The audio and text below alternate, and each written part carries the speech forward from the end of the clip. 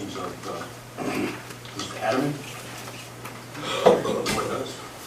Any other questions? Any questions, guys? That was good.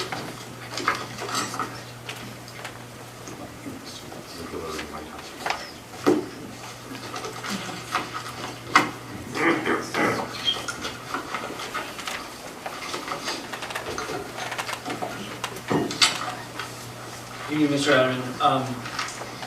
You had an earlier inventory of variances that included 13 variances, correct? Yes, on a previous application. And you've added one recently, correct? Yes. And that's that one that has to do with the use, right? Mm-hmm. And that's in the use table, correct? Mm-hmm. So what you're looking for there is a use variance, correct? Objection, that's a legal question. Not Oh, he set forth the burdens for all of these variances. He refers to them as dimensional variances.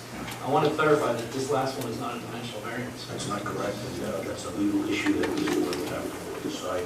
I suggest after proper briefing and determination by your solicitor.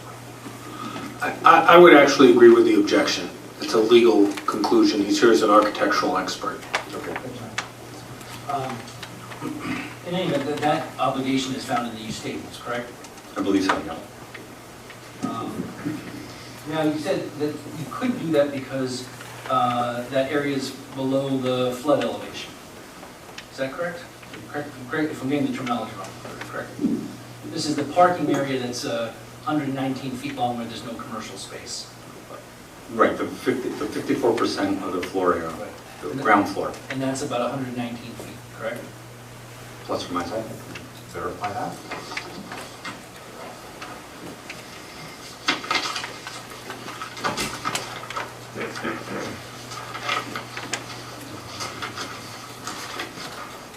Well, Incorrect, it's 90 feet of facade Yep. services parking behind it. Right. But 90 feet facade, but there's an open space there to go through.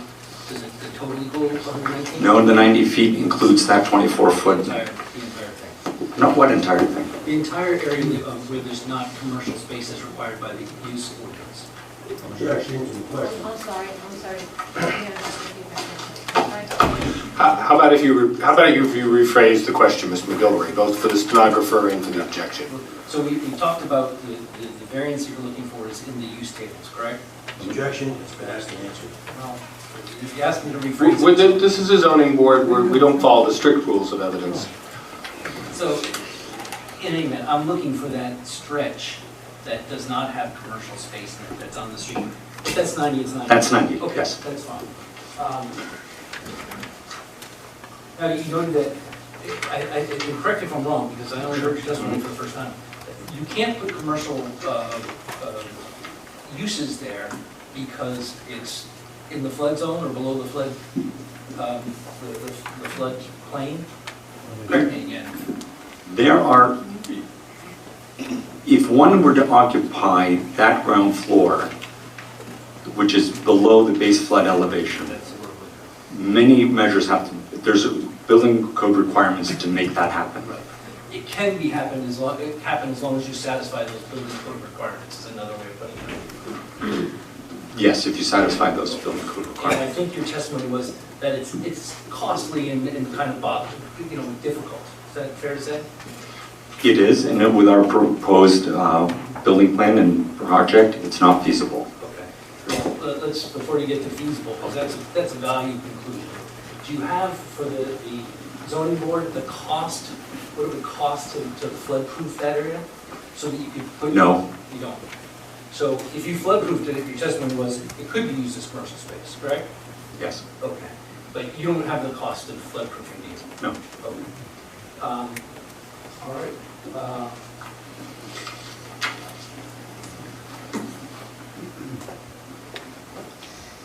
Now,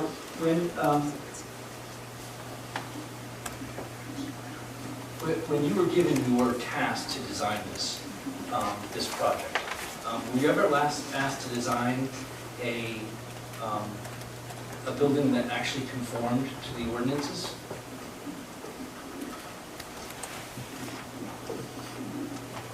No, we were not. Okay. So you don't have for the zoning board a picture of what a 4-unit development would look like with commercial space? We did not develop that. Or even a 5, let's say 5-unit where you're stretched, if you don't have that either? Objection is well beyond the scope of. I'm sorry, I'm finding out what these testimonies is. I'm inclined to, as I said, the zoning board doesn't hold to the strict rules of evidence. And I'm inclined to let the board hear it for what it's worth. Unless the chair feels otherwise. I would agree, Mr. Chairman. I'm trying to figure out what his directions were when he started on this project.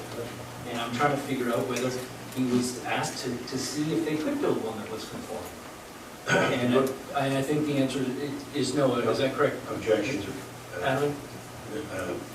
I don't want you to disclose any communications between myself or any prior counsel with you in the design of this building. Answer. Prior counsel in regard to your instructions or design of the building. You can answer it without disclosing confidential, privileged information from my office or prior attorney. Excuse me, Mr. Kelly. So he can answer what he's been told by Mr. Reuter and Mr. Reuter's agents, correct?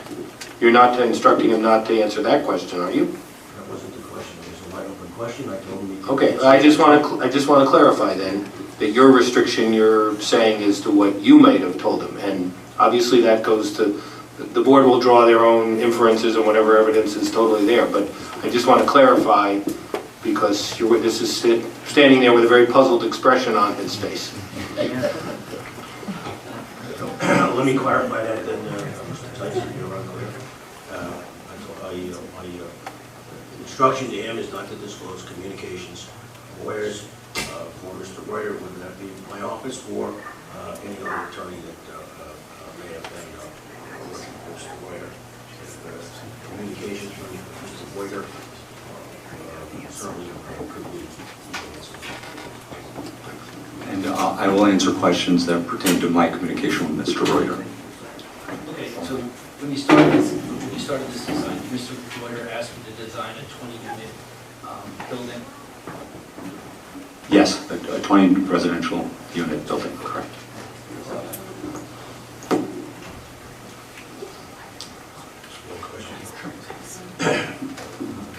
Mr. Adam, I think you testified on direct that you didn't think it would be prudent or practical to have the entire area of frontage on State Street occupied by people if it was below the base flood elevation. Is that right? Correct. In your professional opinion, would it be wise and prudent to fill that 90-foot area on State Street with the use that brings in dozens of people being in below the base flood elevation? I'm going to object. I think that's a safety issue, it sounds like. I'm not sure he's been qualified as an expert on safety or flood safety as an architect. He's answering as an architect. Okay. So, Correct. In service of the project at hand? Yes. Yes.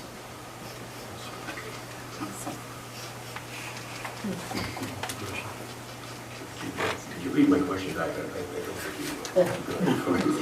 Then I'm sorry, I misunderstood. In your professional opinion, would it be wise and privileged to fill that 90-foot area on State Street with the use that brings in dozens of people being in road base flood elevation? No, sorry, no.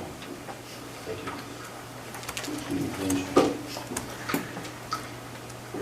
Mr. Chair, may I ask a question? Sure. Just to clarify. I just want to make sure, my understanding is, so 90 feet includes the 24 feet of driveway, is that correct? Correct. So the area of building that could be occupied, that doesn't have a driveway through it, that does not have that 50 foot that you were asking the variance is actually only 66 feet, is that Correct. Okay, so we're more clear on that, thank you. I don't have any further questions, Mr. Adam?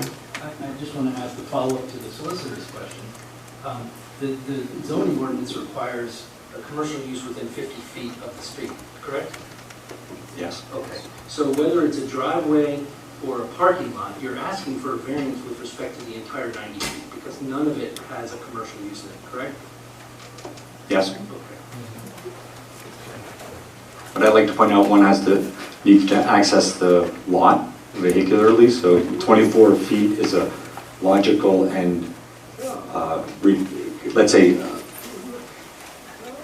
reduction for almost any lot. Well, that brings back, you know, if you designed a 4-unit project, one that was in compliance with the zoning ordinances, how many parking spaces would you need? Objection.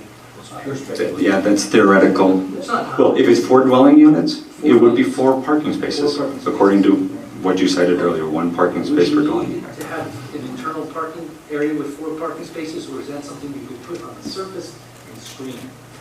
Objection. There's many ways to do that. Including just putting it on the surface with shrubs and screening, correct? That's one option. Thank you. Mr. Kelly's objections are noted for the record. Thank you, thank you.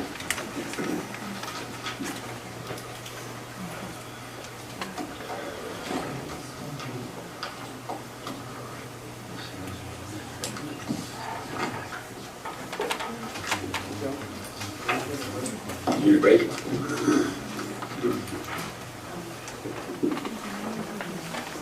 Go with 11.